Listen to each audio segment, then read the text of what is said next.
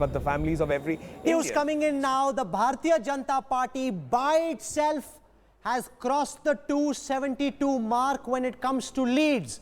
For the first time today, by himself, Narendra Modi is being able to take the Bharatiya Janata Party past the magic majority mark. There were lots of people who said that exit polls and post-poll studies are voodoo. This is not data science, that pollsters have no idea about what they're saying.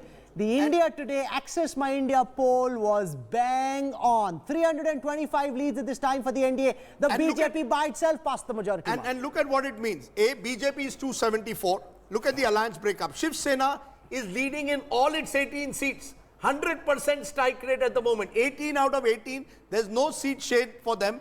The leads that we have. JDU leading in 16 out of the 16 it's contesting. Remember, it's only contesting 17 seats. But in all the seats that it's contesting at the moment for which we have leads, they're leading. So is the only one who's taking a hit, and it's only is the AIDMK. They are leading only in 3. So it's not a clean sweep at the moment in Tamil Nadu, but all the allies have been also lifted of the BJP, whether it's the Shiv Sena, whether it's the JDU, the sheer, because they are connected in a way to BJP, they've been winning.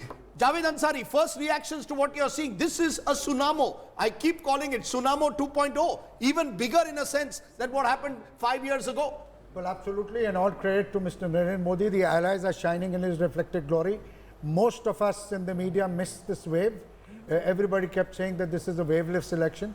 There's no shame. What's happened in UP, you think? Why has UP gone the way it has? Because the aggregation of castes, the social build-up that the BJP managed to put together was far larger than that of the...